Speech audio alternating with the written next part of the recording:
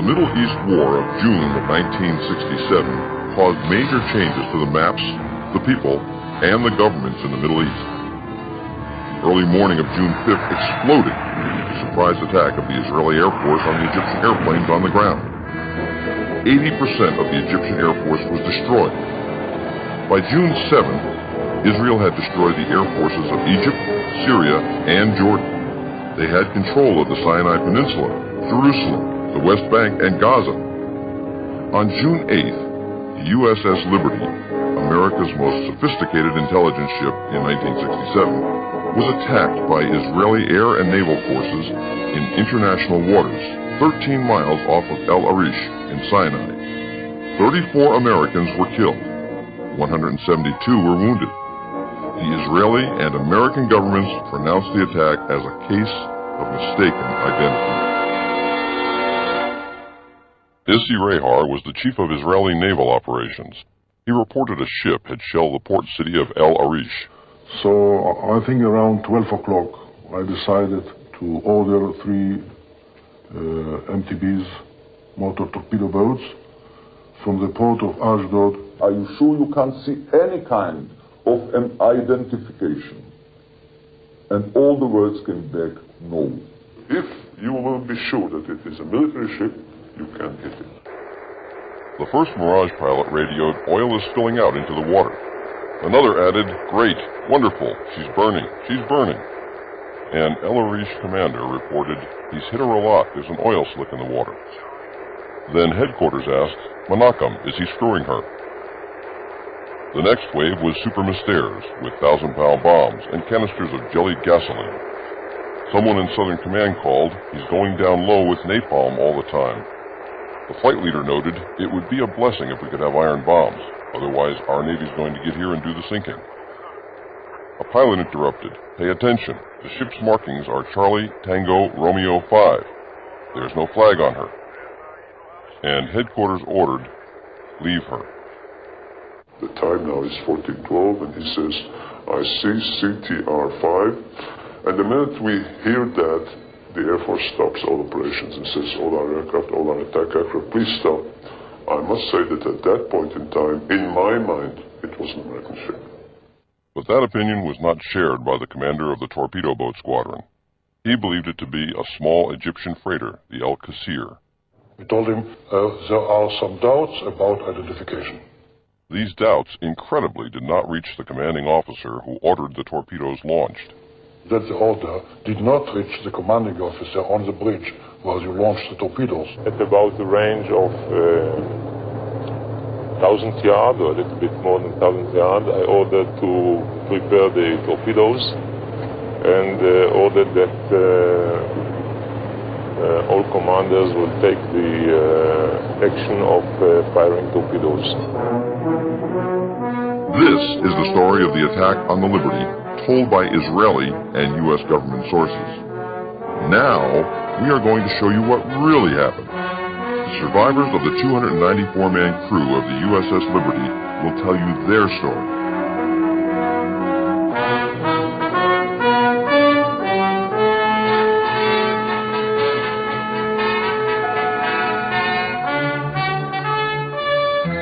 I'm Tito Howard, the producer of The Loss of Liberty. The host for this program about the attack on the USS Liberty will be Dr. Richard Kiefer, one of the many heroes that day. Dr. Kiefer was the only doctor aboard Liberty. He had a gunshot wound, he had a burn, he had a broken right kneecap, and he had 11 pieces of shrapnel in his abdomen, which he kept together with a life jacket. That man stood on those legs for 28 consecutive hours, saving American lives and limbs. This film should shock decent Americans. Above all, men and women who served in America's armed forces. It will shock particularly as it was an attack not by terrorists implacably opposed to the United States, as is the case of the USS Cole. The Liberty is the most decorated ship in the history of the United States Navy.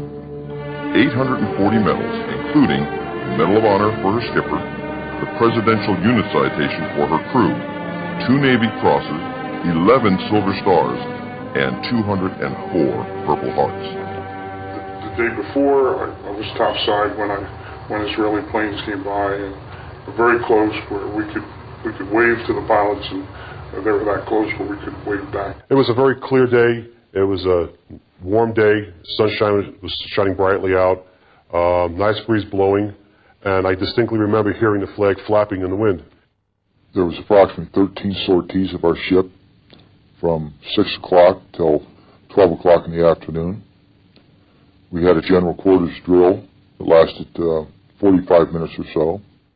Our captain, like me being an engineer, really believed in watertight integrity and making sure our people were equipped and knew how to fight fires and repair damage. I was coming to go back to the Triscom area. I stepped out on deck. That plane came by and looked right in the cockpit. If you waved, I waved. That's how close they were, and they knew who we were. Well, all the recon flights that they had that morning, looking at our ship for approximately 67 hours, they had a good idea of what they were doing, and they hit us hard and fast with everything they had. Commander William McGonigal, the ship's captain, although he had been badly wounded, most of his bridge crew had been killed. He stayed on the bridge throughout the attack on the long night that followed. Admired and respected by his crew, he received the Congressional Medal of Honor for gallantry. When the plane struck, it was without provocation and certainly unexpected, and they seemed to descend on us from all directions at the same time.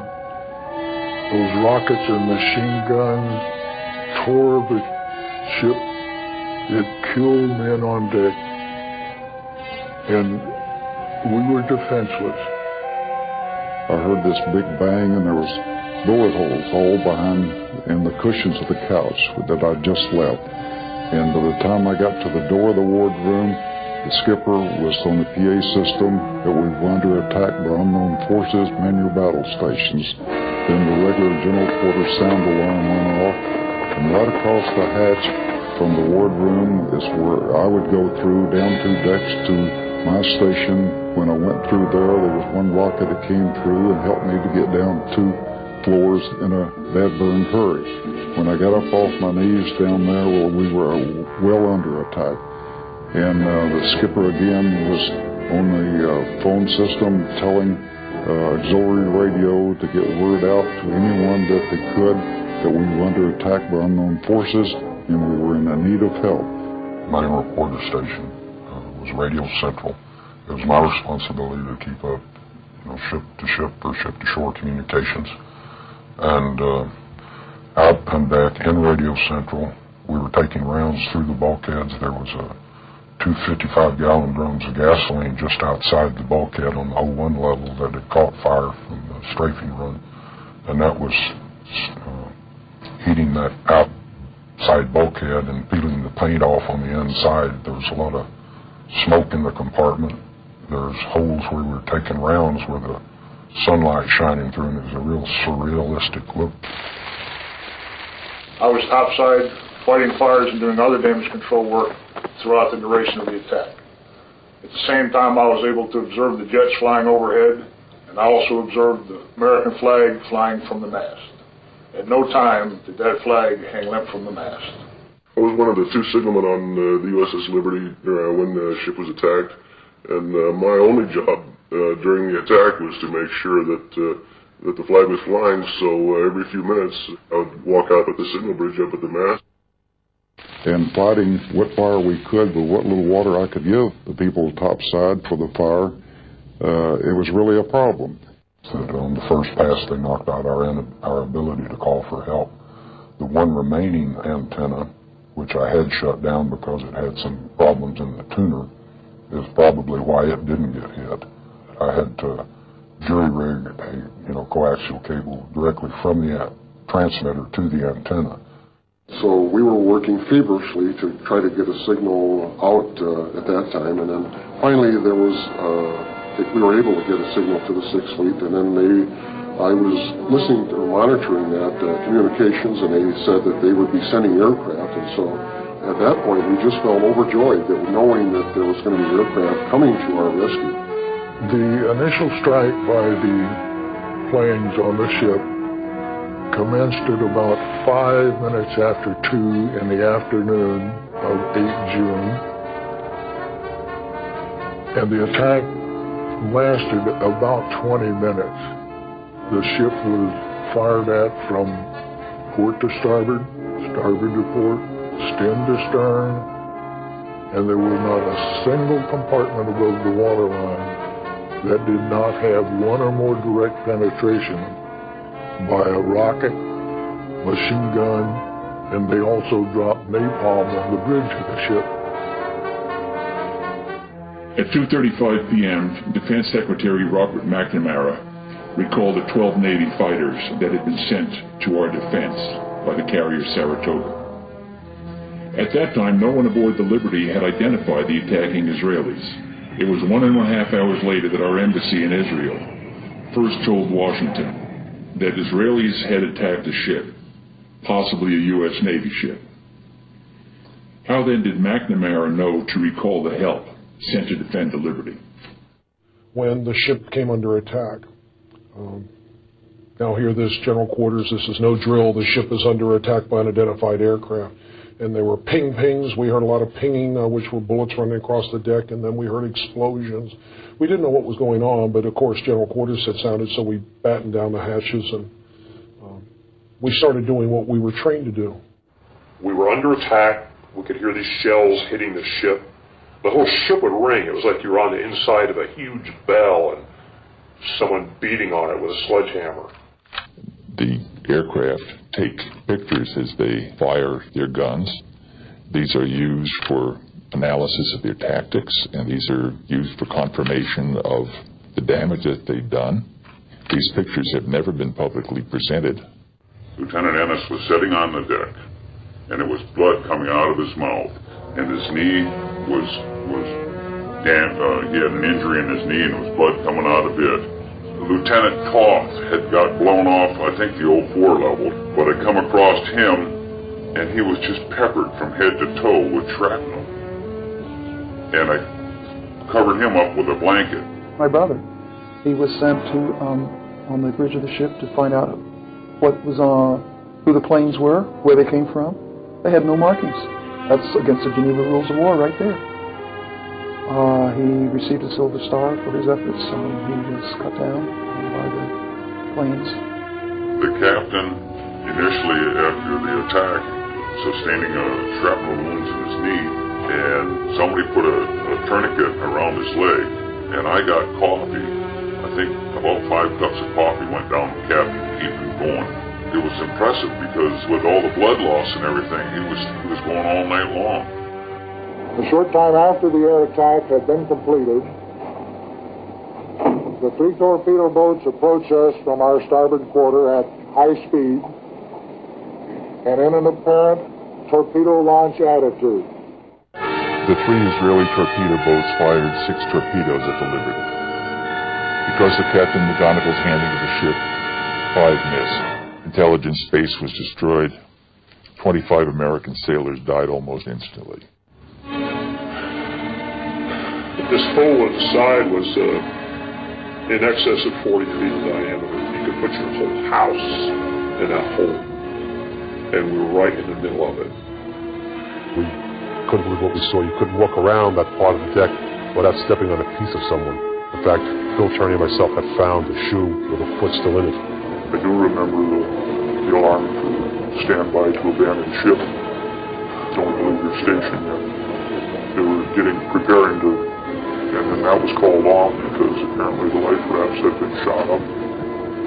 So if you went in the water, you were on your own, and the list on the ship was considerable. You could tell it looked like at first we were going to maybe roll over. The lights went out, and the ship rolled over, and I figured, well,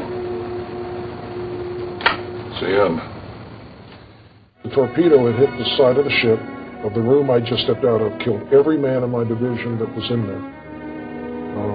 This fellow first class that I mentioned, he was on the phone at the time just outside the door and took off the back of his head. It broke my lower left leg, both bones, collapsed my lung, broke ribs, fractured my skull, blew out my eardrums. We took the guy down below, and I don't know how many runs I made up and down, carrying wounded. I saw all the bodies laying there on the tables where Dr. Kiefer had been working on. I was told that he was in the officers' wardroom operating on more people. 34 were killed, another 172 were wounded. The care of these people was done by myself with the assistance of 2 corpsmen. The corpsmen did many things of minor surgery, and I just had so much to do keeping people together, keeping their limbs attached to their body. We were in international waters. It was a beautiful day. You couldn't mistake us, and our flag was flying, for crying out loud. They were there to kill us, and it just didn't register that here they were Israeli people, and they were going to try to kill us. It was just a very, very appalling situation.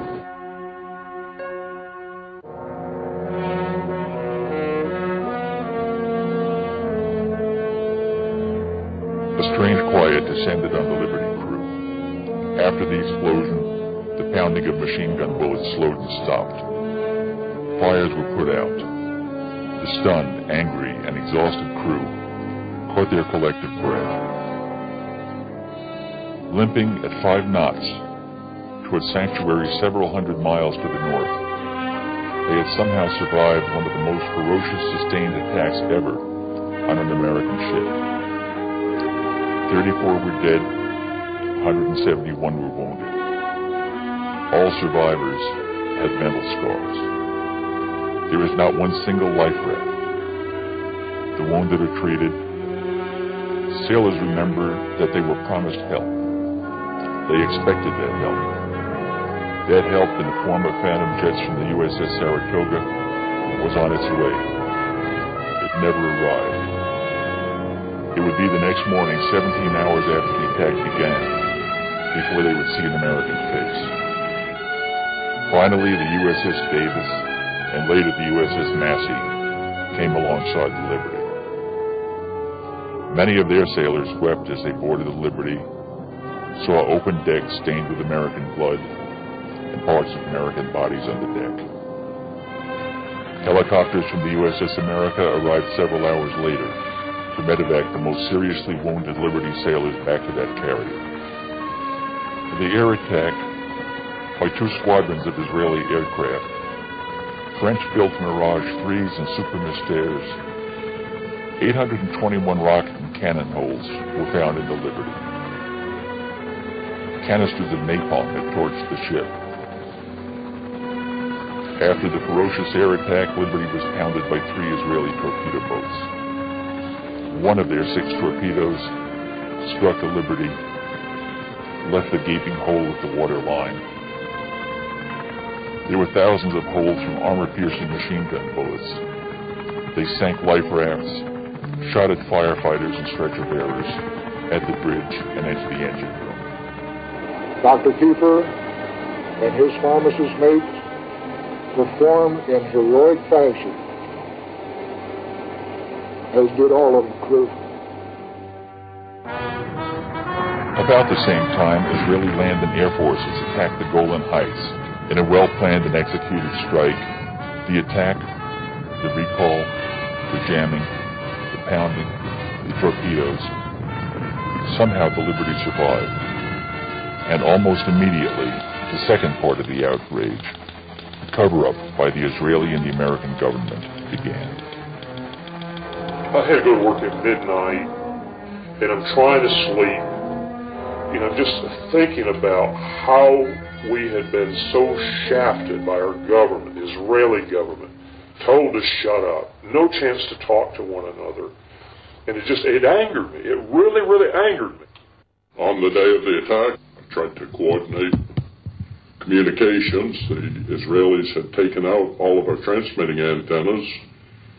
My RMs, not knowing any better during the strafing runs, was stringing long wires so that we could get an SOS out.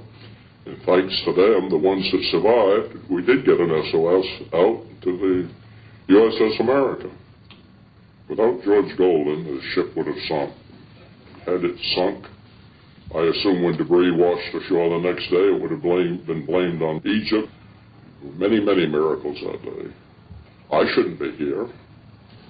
After watertight integrity had been established and the hatch had been sealed, they reopened it as I floated by. Bud Schnell, went down and pulled me out. I'm not supposed to be here. None of us should be alive today. Much to my dismay, I personally witnessed the machine gunning of life rafts as they floated by the Israeli torpedo boat crew members, raked the life rafts thoroughly with machine gun fire, making sure that if there had been anyone in the life rafts, they would not have survived. After the Israeli torpedo blew a huge hole in the Liberty, the last 3 life rafts were put over the side. Israeli torpedo boats sank 2 of those rafts, took the 3rd aboard. We were left with no rafts, nothing that could float. Shooting life rafts on a ship in distress is a war crime. Worst of all is what our government is doing to cover all this whole thing up. When I heard that Johnson, in the heat of the battle, was telling the Admiral Geis of the 6th Fleet that he didn't give a damn if every man drowned and the ship sinks. He said, I don't give a damn if every man drowns and the ship sinks. I don't want to embarrass our allies. That made me sort of wonder, with unmarked planes, how did he know it was our allies? We should have had planes on site 45 minutes into this 2-hour attack, and they never showed. So did Israel apologize and then continue to attack us for an hour and 15 more minutes, or were we being lied to as to the conditions of why they recalled the planes? And because of the top-secret operation of Liberty, and it being the sensitivity of it being Israel, our closest ally, who accidentally attacked the ship, that we are ordered not to grant any interviews. Don't discuss this among yourselves, referring to the attack. Don't get over on the beach drinking in the bars and running your mouth. And he says, in fact, if you go ashore in Malta, you will remove your ship's name from your jersey or go ashore in civilian clothes. Well, another light goes off in my mind. Here's a flag admiral in the middle of the gung-ho 6th Fleet telling enlisted men to go ashore in civilian clothes that we're not even authorized to possess. And he says, so that we won't be singled out and be asked questions about it. And he says, don't discuss the attack among yourselves. Don't write your friends back home about it. He says, in fact, when you get back home, don't even discuss it with your wife and family. And he said quite sternly, just forget it ever happened. And he says that repercussions for violating these orders to silence could result in your court-martial, imprisonment for violating national security, or worse. I noticed a very large helicopter with Israeli markings hovering very close to us. I looked in the door of the helicopter, which was open, and I could see a number of Israelis carrying automatic weapons. They had just heard that the 6th Fleet had finally launched aircraft to come to our assistance, and so they just left the scene. Helicopter gunships, I'm sure in my mind, would have picked off survivors if we'd abandoned ship. They were sent there to finish us off. The aircraft was sent to make us incommunicado, so we couldn't send an SOS out. The torpedo boats were sent to sink us, and the helicopters were sent to pick off survivors, so there'd be no trace. It was a perfectly executed military operation. If you look at the photographs of the Liberty after the attack, on the first strafing run, they used heat-seeking missiles that took out the tuning section of every transmitting antenna on the ship. In less than 2 seconds, they had taken out all our communication capability. The attack on the USS Liberty lasted as long as the attack on Pearl Harbor, about 2 hours. You've heard the outrageous, implausible Israeli version of the attack on Liberty, told by their first-hand observers. You've heard what actually happened, told by the valiant Liberty crew. Now, hear what some of America's greatest heroes and leaders have to say. Colonel Mitchell Page was the last Marine standing after repulsing a Japanese regiment on Guadalcanal. We all know that this was in international waters. It was an unprovoked, intentional attack on a U.S. vessel with one objective: to sink it and kill all aboard. Unprovoked attack. I think it was dastardly. I think it was a betrayal of any friendship that we may have had with that nation, and I think that it should be exposed to the entire world and all brought out so that the whole world would know the actual truth about that particular day in 1967. And very widely could see this was an American ship. And not only did the Israelis attack it, they did this with their Army, Navy, and Air Force. Though badly wounded, Navy Master Chief Bob Bush held off a Japanese advance while saving his commanding officer's life. You know, it's impossible for me to figure out why maybe I would sit here and attack you when we're friends. I mean, they're getting our money to buy those French airplanes, and then they turn around and attack our ship when they can see that it's our ship. It's absolutely uncalled for.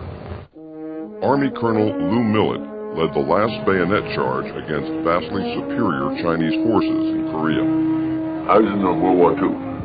I studied all the different types of aircraft so that when I shot at a plane, I made sure I was shooting at the enemy and not ours. They know what those ships look like, and if they don't, I can't conceive that they don't know. I do know this. It was a criminal act. It was an act of war. It's as bad as Vietnam, allowing people who would try to save people from tyranny to die for nothing. Admiral Thomas Maurer is the longest-serving active four-star admiral in American history. He is the only American admiral to have commanded both the Atlantic and Pacific fleets. He was head of NATO forces, served as Chief of Naval Operations, and Chairman of the Joint Chiefs of Staff for 2 terms. The Navy's chief fighter, the F-14 Tomcat, was named after Admiral Tom Maurer.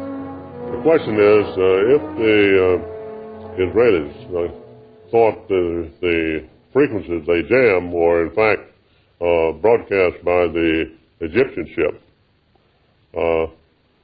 why did they jam the American frequencies? There's no question about the fact that the jamming of the Liberty frequencies was deliberate and was undoubtedly ordered by high authority. Since a large part of the casualties were caused by torpedo boats, could have been prevented from making those attacks by the aircraft that were on their way to help when they were recalled. Admiral Arleigh Burke was known as Mr. Navy. His long and illustrious career was capped by him becoming the Chief of Naval Operations. The high-tech modern American Navy destroyers were named the Arleigh E. Burke class of destroyer. I don't know yet why we didn't protect that ship. I don't know why the Israelis would take such terrific chances. It must have been something that was very important to them to decide to attack without considering the probability of war. Recuperating from serious throat surgery, the Saratoga skipper, Joe Tully, spoke about the launch and recall of protective aircraft. I had launch ready at that time 12 aircraft, conventionally armed, and I immediately launched them. And to my surprise, the America did not launch. About the same time, a message came from Rear Admiral Larry Geist, who was the Carrier Division commander, and who was not the officer in tactical command, but who was senior to me, who had somehow been given tactical command or assumed it, ordering the strike aircraft to return to Saratoga. And it was the first time that the hot line, the red line between Washington and Moscow, had been activated. And the message from the United States to Chairman Kosygin at the time was, advise General Nasser that the American planes are going to be launched to determine what the status of the Liberty was. I have spent a large part of my life flying over the oceans and identifying ships. And this ship was perhaps the easiest ship to identify that was listed in the United States Navy. Equipped with antenna from bow to stern, pointing in every direction. It reminds one of a large, vigorous lobster, and a look that made it extremely easy to recognize. And so I will never buy the idea that the pilots thought this was some other ship. And it appeared from the ferocity of the attack that the intent of the attackers was to sink the ship. Maybe they hoped to have no survivors so that they would not be held accountable for the attack after it occurred. We didn't know who was attacking us. They didn't know who was attacking us. Well, I don't know how Washington can say, don't go, because they're friends of ours. So that's the thing that's always bothered me right there. I never myself accepted the Israeli purported explanation. Accidents don't occur through repeated attacks by surface vessels and by aircraft. It obviously was a decision taken pretty high up on the Israeli side because it involved combined forces. The ship was flying an American flag. Even if it had been unidentified from an Israeli point of view, it was a reckless thing for them to do. Suppose it had been a Soviet ship. In fact, it produced very large problems indeed. George Ball, the brilliant and courageous Undersecretary of State at the time of the '67 war, wrote about the attack on the Liberty subsequently. He said, "The ultimate lesson of the Liberty attack was that it had far more effect on policy in Israel than in America.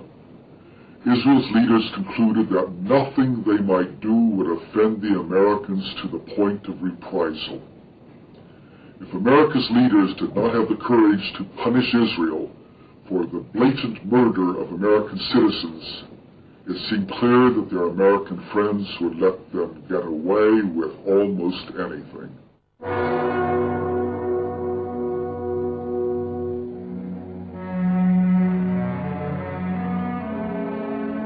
Fleet tug Papago would be our escort into Malta. The divers rigged a large canvas over the torpedo hull, and it was secured in place using ropes that were passed under the hull and over the main deck. Once the canvas was in place, the Liberty could proceed under its own power towards Malta. Once we were in dry dock in Malta, then came the gruesome task of removing the bodies and the debris from the research vessels. I was unfortunate enough to draw the first shift as part of our division, which would be used to cut the debris away from the bodies so they could be removed from the research bases. The first body to come out was almost unrecognizable. Due to being in salt water for 6 days, the body was almost completely hairless. Fingerprinted the body, put it in a body bag, and moved it out of the spaces. This continued through the night and on into the next day. After 33 days in Malta and the Liberty was repaired, we brought the ship back to Norfolk. Now it was over. The Liberty was home. Over. It will never be over until the truth is known.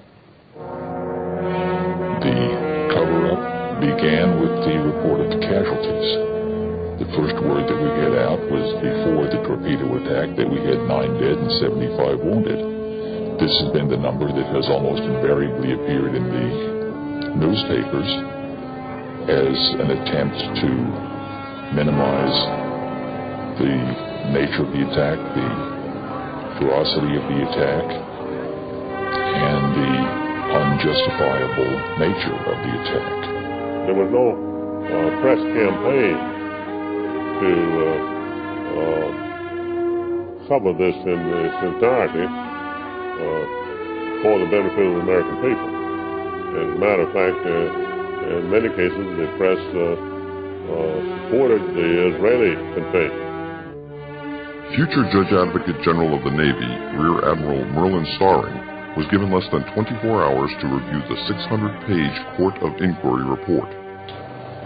In the course of my career as a Navy lawyer, I have been called upon to review and take actions upon hundreds of investigations of various degrees of importance and volume. This is the only instance in which a record of such an investigation has been withdrawn from me after I had been asked to review it and had not been given an opportunity to complete my advice to the convening authority. As you know, it's a voluminous document. And one of the things that I initially had difficulty with, and still do, is the fact that the very first statement of fact that the court arrived at and presented was this: available evidence combines to indicate the attack on Liberty on 8 June was in fact a case of mistaken identity. Now, that is the sort of thing in this record that I found great difficulty in supporting from the evidence that was included. I'm convinced that it was withdrawn from me in this instance because of my statement to Captain Boston that I was having serious problems with the evidence that was available to support the statements of fact. In the subsequent cover-up, the Israelis maintained that they thought the Liberty was the small Egyptian freighter, the Al-Qusayr. This is not credible. Not only was the Liberty flying a large American flag, but it was 5 times as large as the Al-Qusayr, and its profile was unique. It bore no resemblance whatsoever to the Egyptian ship. Tordella was the deputy director at the time of the attack. Tordella, when he received the copy of the Israeli mistake explanation, wrote across the top of it a nice whitewash. He didn't believe it at all. And he later wrote another memorandum for the record indicating that he thought that the most likely explanation was that the Israelis attacked the Liberty because they didn't want the Liberty to hear what was going on in the Sinai. And this is the highest professional at NSA. In addition, the director of NSA at the time, Marshall Carter, told me that he thought it was the Liberty. In addition to that, he was very offended in another memorandum he wrote that it appeared that the Johnson administration wanted to cover up the whole thing. They actually wanted to sink the ship so that Israel wouldn't be embarrassed. Admiral Kidd, when he came aboard our ship to interview the survivors, he got us in small groups, 3 or 4 or 5 sailors, and he would ask us questions.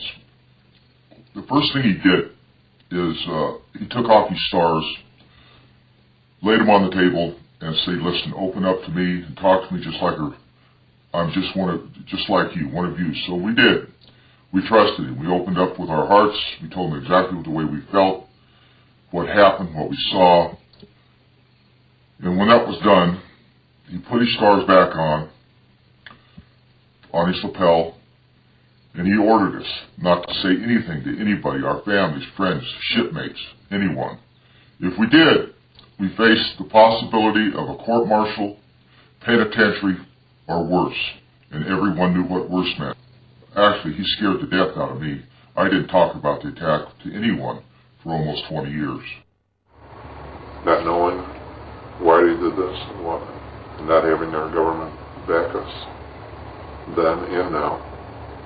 It's an open sore. It's festering to this day. It's not going away. I think it's important that we do have an investigation. I would never give up on that until I'm too old to come to these things. It needs to be done. Pete Bucher from the Pueblo said he wouldn't even have gone if he could have known what really happened to us. All he knew was some piddly little thing you heard about on the news. In late 1991, Dwight Porter, who was ambassador to Lebanon during the 1967 war, told columnists Evans and Novak that immediately after the attack on the Liberty, the CIA station chief handed him intercepted messages between the Israeli war room and their planes. The pilots were given orders to attack the ship, and they replied immediately that it was an American ship. The Israeli headquarters responded, "You have your orders, attack the ship." The pilots tried once again, "But it's an American ship. We can see its flag." And headquarters insisted, "You have your orders, attack it." And attack it they did, and the consequences are well known. So one of the things I found out was that had never been discovered before was the fact that at the time the Liberty was attacked, the NSA also had an eavesdropping plane flying high above the scene of the action. It was an EC-121, and during the entire course of the war, the U.S. Had eavesdropping planes going over the area, collecting signals, eavesdropping on what was going on below. And this plane was flying right over the scene of the attack. And I talked to two of the crew members of the plane, and both of them agreed that what they heard were comments from both the pilots and the torpedo boat personnel mentioning the U.S. flag.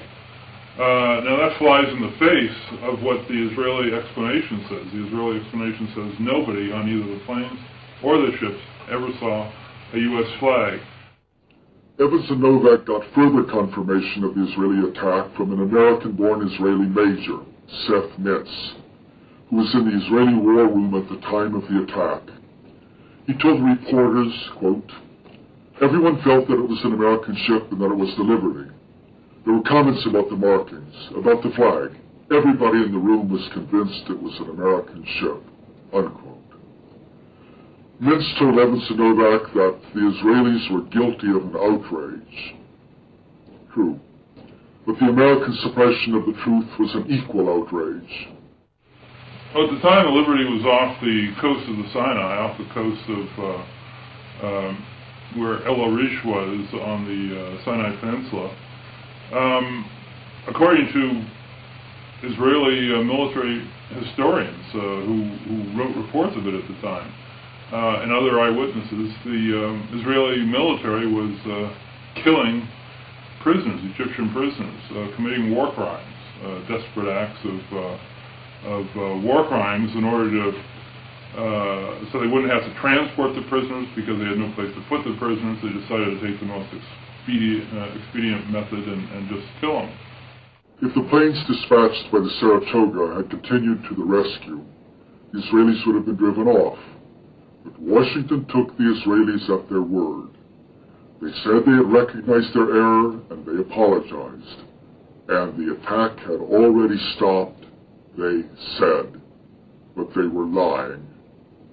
The attack continued for another hour and 20 minutes, during which 25 more American sailors died and 110 more were wounded.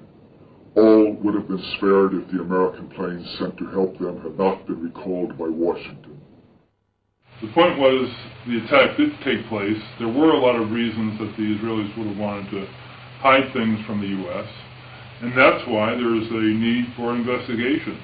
I mean, you're not going to take the word of somebody who was the principal person who caused it. That'd be like taking the word of a defendant in a shooting. Every one of the 1,000-odd clashes between Syria and Israel between 1948 and 1967 was examined by the UN Truth Supervisory Commission, which found out that only a very, very few had been caused by the Syrians. A few dozen of the clashes were ambiguous, and all of the rest were caused by Israel. Well, there were many officers of many nations, and they all report the same thing. Could they all have been lying? Still, we no longer have to rely only on the UN documentation. Moshe Dayan, who commanded the Israeli forces in 1967 and had given the order to occupy the Golan, gave an interview to an Israeli journalist in 1976. The interview was kept secret until April 19 when it was published in an Israeli newspaper. It's been authenticated by Israeli historians, and General Dayan's daughter, Yael, a member of the Knesset, insisted that it be published. Why did he give the order? To obey. Essentially, it was because of pressure from the would-be settlers in the Golan, who convinced Levi Eshkol, the Israeli Prime Minister, to occupy the heights and the fertile lands beyond. And when asked if that were all there was to it, Dayan replied, I can tell you with absolute confidence that they were not thinking about security. They were thinking about the Heights land. I saw them. I spoke with them.